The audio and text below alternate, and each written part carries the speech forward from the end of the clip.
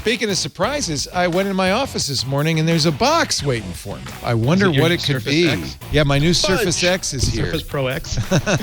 This is Twit. This episode of Hands on Tech is brought to you by iFixit. Visit ifixit.com/hot to get $10 off your next $50 fix.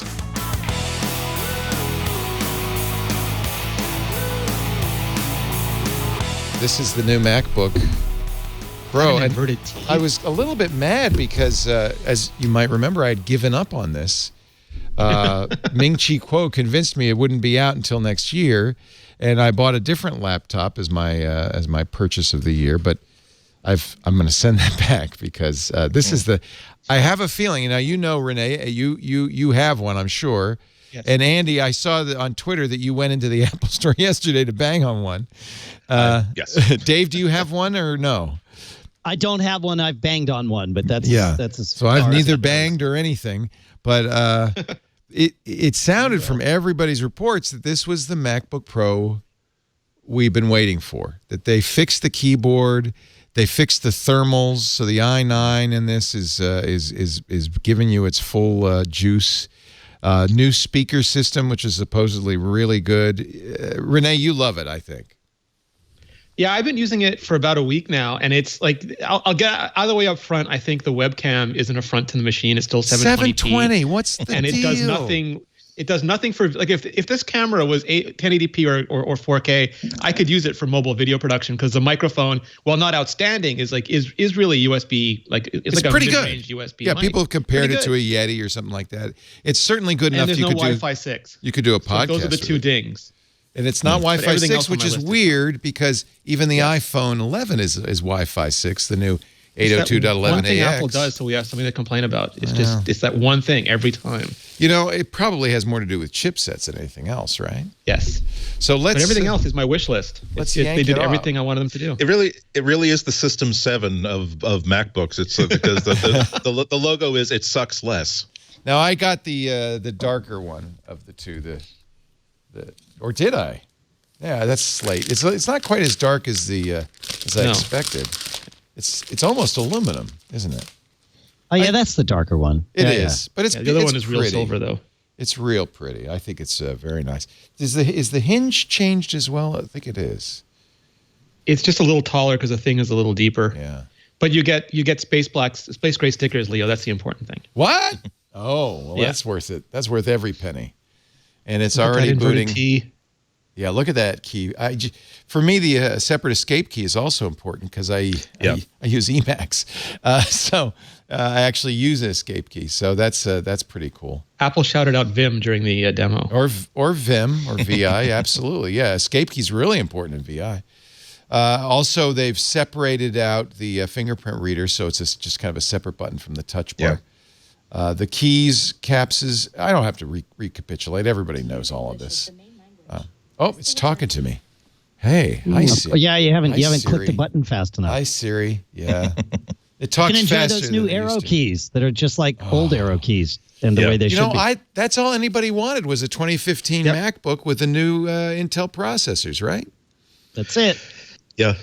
It's really all they had to do was say, let's take all the bad ideas we put in 3 years ago and not actively make it stink now. We don't have to innovate. We don't have to even iterate. We don't have to have courage. We just have to say, let's take a look at the design that has worked for every computer used by a human who types with fingers and emulate that instead of anticipating humans having different sorts of hands in the next 1,000 years. So, yeah, the inverted T is a big I was kind of surprised by how welcoming the new keyboard was, simply by virtue of the fact that it doesn't seem like it's off balance, and there was something about the touch bar that really just rendered everything like it's tilted to the left a little bit. Having the escape key that's anchoring the upper left-hand corner, and as visual creatures, we start at the top left of things and work our way down and right. So when the first thing you see on a keyboard isn't there, that's discombobulating. Again, going back to a standard inverted T configuration of the arrow keys, let's make this familiar again. They didn't have the keyboard is better. I will. I am now so relieved that I no longer have to say that there's no way in hell I can imagine myself buying a MacBook anytime in the future, because the keyboards of all the other MacBooks were just like I've been saying, a non-starter. This one, it's not a great keyboard. It's not even a particularly good keyboard, but it's an adequate keyboard at least. It won't be the reason if I don't buy another MacBook, it won't be specifically because the keyboard, which is not a deal breaker. Which is it sounds like the most faint praise, backhanded compliment I could possibly make. But really, I'm just excited by the fact that we have a workable keyboard, and that trackpad, that's got to be the biggest trackpad Apple has ever put on anything. It is. So I remember the last time I compared the trackpad to the iPhone, and it was about iPhone size. Let's just put the iPhone on the trackpad today, and it's considerably. It's the iPhone plus an extra inch. You know, that's a big on the top. So it's the width of the iPhone's height, and it's maybe 3/4 of an inch taller. That's a big trackpad.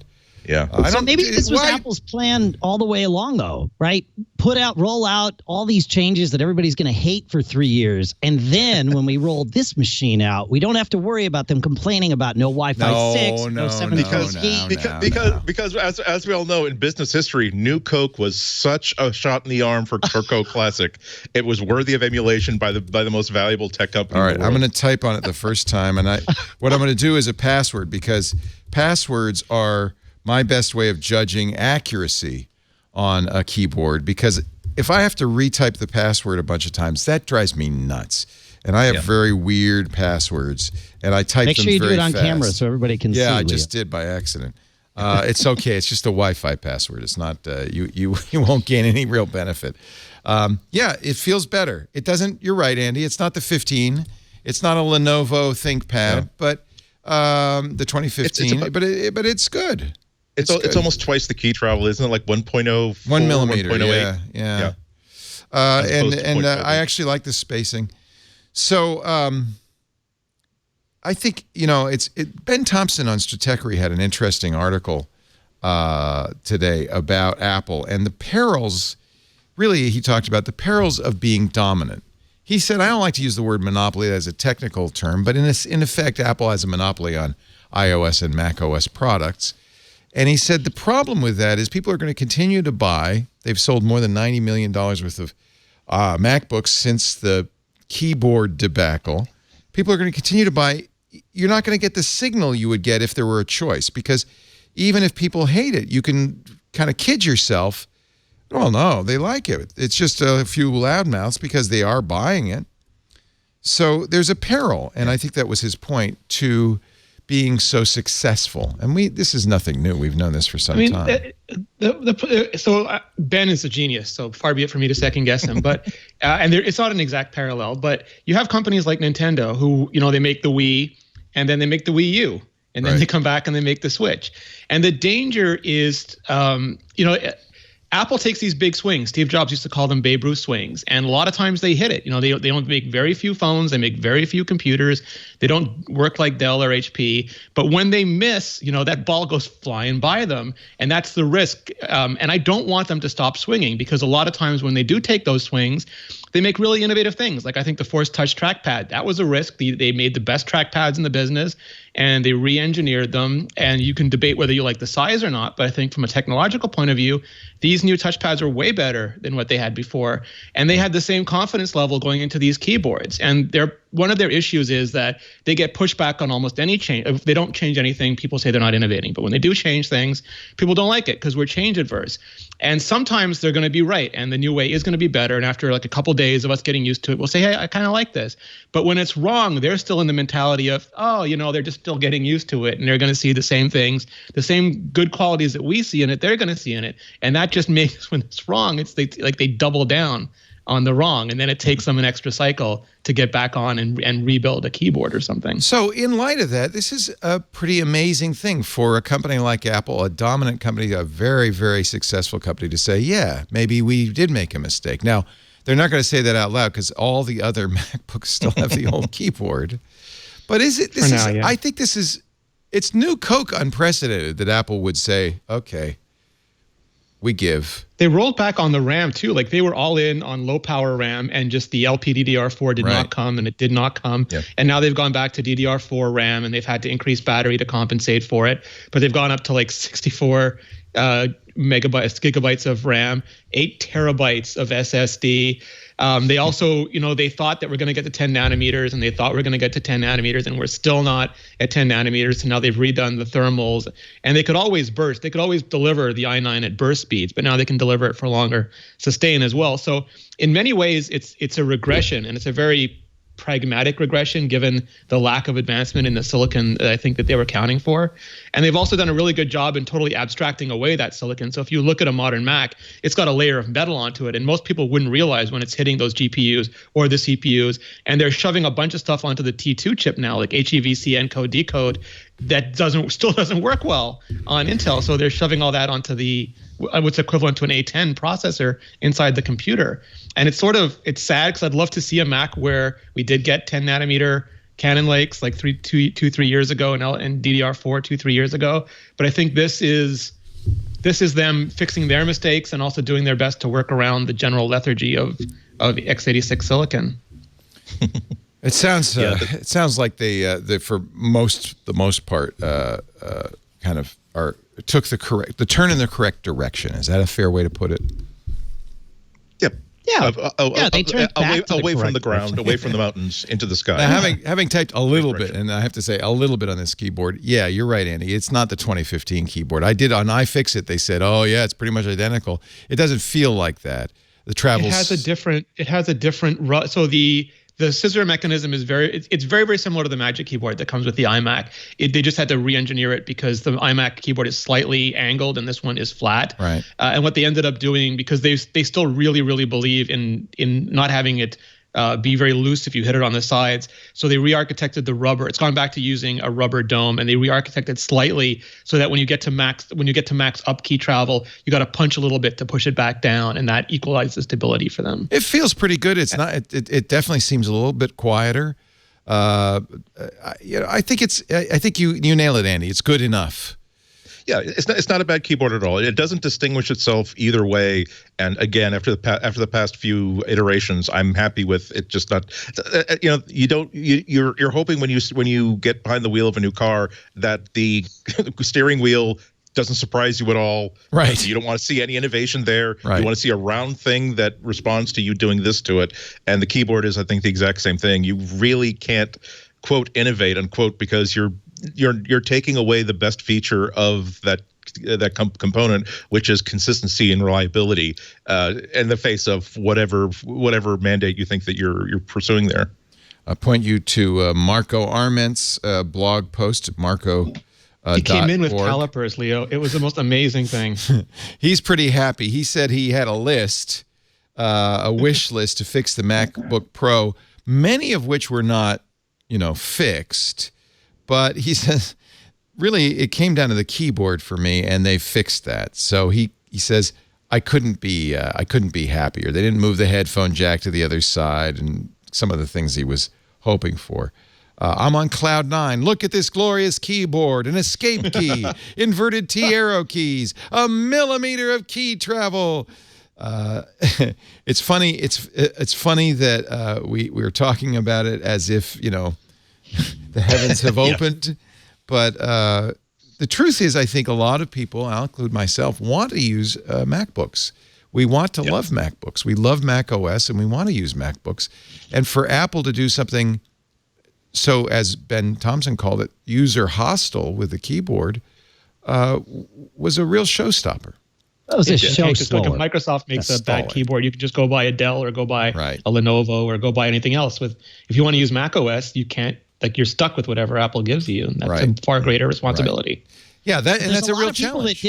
That didn't upgrade for several years, right? Because of this, and held on, hoping for this moment, but not necessarily expecting it. When it came, like you, a lot of folks, I think, thought we were into 2020 before we saw this, and so I think they're going to sell a lot of these.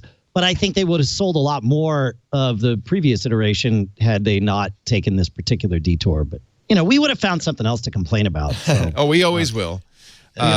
I would have boycotted, but I did keep my 2015 for many more years than I would have liked to. But kind of as part of the job, I bought the MacBook. I bought a MacBook i9 MacBook Pro last year. I bought a MacBook Air. Ended up using only the MacBook Air because that seemed to have the least undesirable keyboard. But I'm ready to retire all of the above for this one. I mean, I should point out that there are some people who are really angry about, like, people who love. Are there? I like the butterfly keyboard. I didn't love it, but like my Twitter feed is filled with. They better not have changed the keyboard. I'm not going to go back to the old feel. I hated those old key. And Apple will tell you they have a segment of people who really love it, and I really like it, but I still maintain that it's not. Nobody hated the old keyboard, and you can't have a keyboard, again, with one manufacturer that some people really like and others actively hate its breathing guts. That's just not tenable for a single vendor product. But there are a group of people who are angry and put out by the mushiness, the return to the mushiness of the keyboard. And I think that's hilarious, but they exist. It has to be a minority. No, when you look at the actual numbers, like, again, Apple won't disclose them, but these sold better than any. What Apple they sold did well, is but made a again, MacBook that's what Pro Ben Air. Thompson was saying. They're going to sell well because there are people who have to have a what Mac. Ben was wrong is that they sold well, like they sold astronomically better because there was a huge amount of people who wanted a MacBook Air Pro, but Apple just did not provide a MacBook Pro on top of that. But that's not a very large segment. They sold well, people really liked them, but they had. I still maintain it doesn't matter if it's like 50% of people like them. You can't have a keyboard that 50% of people hate. But it just doesn't work. And Rene, I think that you hit it on the head earlier by talking about it's harder because Apple really doesn't have any competition in the notebook or desktop space.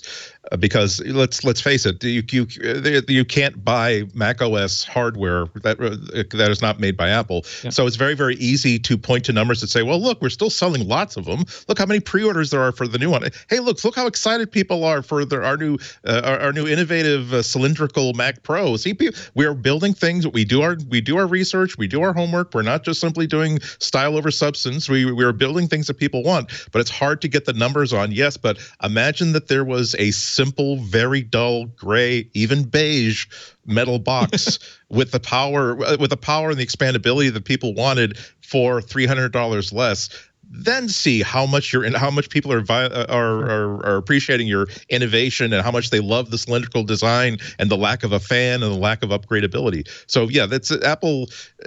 Apple is unique. That's one of the reasons why we love them so much. They do so many things that no other company can possibly do. But of course, that does come with problems that no other company really has to deal with. And responsibilities. They put it on the spoon and we have to eat it. There's no that's just how it is. We don't get to hold the spoon. We don't get to see where the spoon was before. We just take it when they put it in our mouths and we say thanks. Can we please have some more? Please, sir. Have some more. Exactly. I love it. This episode of Hands on Tech brought to you by iFixit. If you've got a cracked screen or a bad battery in your iPhone, iFixit makes it easy for you to fix your iOS or Android device all by yourself with their all-in-one fix kits. In the kit, you'll get the parts, the tools, backed by an industry-leading warranty, and step-by-step instructions with amazing photos and videos to show you how it's done. You can do it yourself. They even have kits for little tiny things like the Apple Watch. Visit ifixit.com/hot and get $10 off your next $50 fix. That's ifixit.com/hot. Anyway, I'm very happy. I haven't heard the speakers yet. Should I play something through this? It's like a mini HomePod, Leo. It's really remarkable. Yeah. Especially with how flat that damn thing is. Like, I'm where are they still getting going the sound through from? the interminable setup, and I'm trying to do this, while we're talking. I'm almost done. I think I just chose dark mode. They put Dave could explain this better than I could, but they put subwoofers back to back and drivers back to back to cancel out the vibrations while keeping the audio, which just sounds. Yeah, because you don't want a machine that's shaking while you're listening, to Kanye. So well, no, that makes sense, right? Because if you put it out of phase, then that way it would keep the thing from. But being it still sounds like bass. Which Correct. Is interesting. Yeah. All right, I have to think about. Yeah, it makes sense. Because I need to play. I didn't realize they'd done that. That's pretty cool, Rene. Yeah, I need to play. It goes some 2 music levels on deeper I forget what the scale is, but it goes 2 levels lower on bass than the previous one. Immediately, there's updates available, of course. And they said because they know where your head is in relation to it, they don't have to do everything that a HomePod does, because a HomePod tries to fill the entire room. It doesn't know where you are, so it has to try to spatially place things. But this has Dolby Atmos. It has the Apple system, the custom system that works to make non-Atmos content sound more like Atmos, and it does all of it assuming you're generally sitting in front of it with your head, positioned over it, so it can play sound in 3 dimensions around you. All right. Yeah. I'm already a subscriber to Apple Music. Are you looking for Kanye, Leo? I'm just trying to get some Kanye, as one does. I was using John Williams. You could use some churching up. Well, yeah. Part of the problem is YouTube now is really finicky about the use of any commercial music at all. So.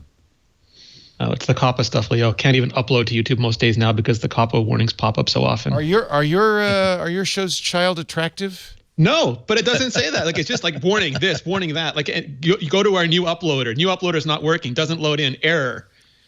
I'm a little nervous about that. We probably have kids watching. And the laws are ambiguous, which is the best thing you want when you draft new laws about this kind of stuff. All right. What should I play? Let's see. What did I listen to last night? The Beach Boys. That doesn't. Shall I play some Beach Boys? It needs to have some bass. Wouldn't it be nice? How about some? Yeah, but I can't. If right? you played some Beach Boys. Oh, right. Something, you can't. Classical. Yeah, but even then there's the 1812 Overture. All right. I'll give you permission to play a Fling song, Leo. I have the rights to grant that permission because I happen to know the songwriters. Okay, playing a band. It's on Apple Music, though, Dave. Is it? You got to play my album, and you got to play Renee's album. All right. That's right. Yeah, Fling's Bovine Abduction is on Apple Music, or at least it should be. Now I have to figure out how to turn up the sound with the touch bar. Oh yeah.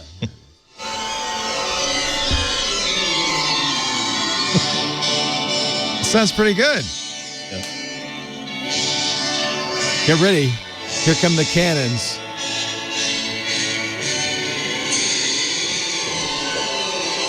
What? No. You got about another 40 seconds or 50 seconds.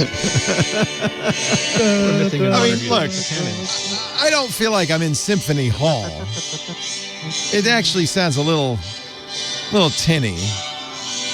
But I think for videos, this is fine. Yeah. You're not going to listen to this. It's not vibrating. But also the fact that you've got it cranked up and it still sounds good. It is really. It's maxed. Itself, which is what happens. Well, and we're hearing it through all kinds of compression and everything too from your voice. I'm not. I'm sitting right next to you. I did get Here we go. Oh. Apparently, I got a non-canon version. There goes the explosions on the 14th hole, on 15th hole. Brian Doyle Murray is looking at that ball on the edge of the cup. It's got to be canon, or it's not part of the official Star Wars universe. It's not canon if there's no canon. I think it's title. No canon. It's not canon. So that's it. The 16. I have to say, I love the screen. As always, Apple does an amazing job, and this thing just feels like you're almost looking at a desktop. You go for the 8 terabytes, Leo. Their minds were blown when they announced the 8 terabytes. How much? It's like $4,000 extra for 8 terabytes. So so I was in a room with like Jonathan Morrison and a bunch of video producers, and they just all kind of said, "I'm never leaving things on CFast cards again." Oh, come on! You just get an external Thunderbolt 3 drive. Come on, man! I got 2 terabytes because that's what I need for portability. So I can I'm going to use this for photography. So that's so I can hold my photo library, and I have my new camera's got 61 megapixel. I was thinking about that yesterday and last night as I was trying to figure out what I felt overall about the 2016. About the 2019 16-inch. And one of them was that there's rumors that in early 2020 we're going to see this form factor and this new keyboard come to the 13-inch model. I'm really curious to see what configurations the 13-inch Pro is going to be in, because the only problem, if you want to call it a problem, with the 16-inch model is that it's priced so it's really, really powerful, but it's priced so high that prosumer category, the people who really could get away with a good $1,300 laptop, but maybe 3 hours out of the week they really do need a $3,000 laptop.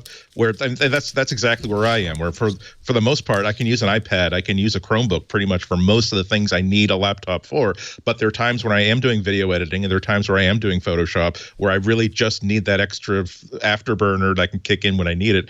However, I probably wouldn't be buying a 16-inch MacBook Pro, because for $2,300, that's a very large budget to spend on computing power, at least in my office. Whereas if they introduce a 13-inch MacBook Pro that has the good keyboard and has obviously a processor upgrade and RAM upgrades, but the minimum buy-in I can get in and out for $2,000, including tax, that would still be in the prosumer level, at least where MacBooks are concerned. This is the is that a 100 kilowatt charger? 100. I know that's 90 something. 97, I think, because of course airlines will only let you bring 100 kilowatt hour battery on. Watt. This one goes 100 watt battery. 100 watt. Yeah. Not 100 kilowatts. Then we could power a house. That's Dave's wall, his power wall. That's right. Yeah, the power wall. That's right. Yeah. No. So, but this is the biggest battery Apple's ever put in. It's probably the biggest. It's as big as the biggest batteries anybody puts on a laptop. You can't bring it on a plane if it's any bigger. And this isn't that huge of a. Is it a little bit bigger than the old MacBook 15? It's been redesigned. It's about the same size, but it's been redesigned. So it's got more wattage. I wonder if they're using. Are they using gallium arsenide on? I don't know, because that's the new GAN chargers from Anker and others are more power and less volume. It'll charge the whole thing in 2.5 hours. That's nice. Here, John, I'll give you the end to plug in. To Andy's point, though, I'm really curious of what they'll do with the 13 or 14 inch, because they still use low power memory there, which is still constrained to 16 gigabytes. Although if Intel ships the 10th gen chips by next year, that'll go up to 32 at least. But they make a whole bunch of different, more portable centric choices on the smaller one, and I hope that they sort of can expand that a little bit as well. What else is there to say about this? Let's talk a little more about price. So I got it configured. I did not get the fastest processor. I got the second fastest processor, because for a fairly big jump, you're only getting a little bit more speed. It looked like. Well, you think that was nuts, Rene? What do you recommend if on you're that? Doing if you're doing video production, the new sustained speeds are nice, and the bursty speeds. A lot of modern chip architecture isn't the same as it used to be when you would just run a benchmark and see a number, because the chips can alter frequency so fast now that if you're doing things that benefit from burst, it can be anything as silly as loading a web page or launching apps. But if you're doing things like rendering, I always say just max it out. If you're not doing video rendering or anything that has a high level of compute, then you're fine. So the choices are 2.3 gigahertz, 8 core, by the way, which seems a little bit overkill. I've never had an 8-core processor in a laptop. 9th generation i9. It will boost up to 4.8. If you want to spend $200 more, you can go from 2.3 to 2.4 gigahertz and boost from 4.8 to 5.0. I just didn't seem. It's kind of crazy when you're spending this much money on a laptop. It didn't seem like that was a worthy thing to spend money on. Even the harshest critics this time are saying that the pricing are in line. Like the Apple has priced this. Right. This is actually more affordable than a comparable laptop from Lenovo. This is a pretty good price. This is not, whereas historically the MacBook Pros have been for a really wide definition of pros, part-time pros, aspirational pros. This really is a pro-level laptop. There's nothing about this that you would not want to design. And okay, yes, I have to complain about you can't swap in an SSD when your current one blows up. But okay, fine, whatever. But in terms of performance, in terms of what it needs to do. It really does great. The only what does happen if my drive dies? Do they have to desolder it? I have to get an all new motherboard. You have to get a whole logic board swap. I haven't read the iFixit teardown if that's part of a larger subcomponent, but yeah, RAM and storage are now on the board. If those fail, you get a new logic board. Wow. Yeah, and to be fair, that's not Apple is as at the vanguard of non-replaceable components, but they're by no means unique. Even all during this debacle for the past couple of years, I'm going to talk about my 2015 screen, ThinkPad Carbon X1. Oh, isn't it great? Isn't it wonderful? Even that has RAM soldered onto the motherboard. You can replace the SSD, but you won't be able to do a RAM swap or RAM update. But that is kind of a kick in the teeth. That not that you would necessarily need or want to upgrade your internal storage after 2 or 3 or 4 years, but these things do go bad, and it really is a kick in the teeth to finding yourself having to replace a component that costs you $850 just instead of going to Newegg or Amazon or even an alley behind the Walmart and pick up a 1 terabyte top of the line module for what, $180, $250. It's like thank you. It's not their official line, but if you talk to their I was going to say, to Andy's point about it being a truly pro machine, even that 6-core i7 on the quote unquote low end of this at $2,400 or whatever, that's a capable processor for what most people would need most of the time. Yes, and especially now that the thermals aren't holding it back. Correct. I think I will stipulate I completely overbought. I was happy. The MacBook was too slow, but the MacBook Air was fine. I did not need all of this. Yeah.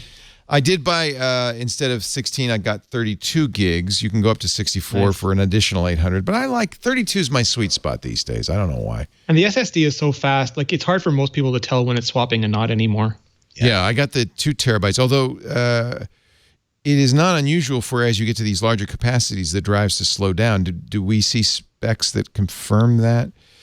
I don't believe they do. I think they just double up on the bandwidth. Put more chips in it. Yeah, because the way they do storage now, it's not a card; it's just chips run by the T2. So it would make sense that you're not going to have a penalty for a larger capacity. One thing I was going to mention is, and this is not like Apple would never say this officially, but I've heard this from people in engineering, is overall since 2016, MacBook Pros have been, even including the keyboard issues, way more reliable. They get far fewer repairs, and one of the trade-offs they made is that they saw way more incidents of short circuits and unseated chips when everything wasn't attached to the motherboard. And when things fell, they would suffer way more damage than when the computer was made into a solid. So they felt the trade-off in terms of incident reports was better, just to make them almost like a block of metal. One of the reasons laptops, when they do fail, they fail big. But one of the reasons laptops are notoriously, shorter lived than desktops is they get shaken around a lot. They get thrown in suitcases. So that makes sense. Anything to make it more stable is probably a good thing.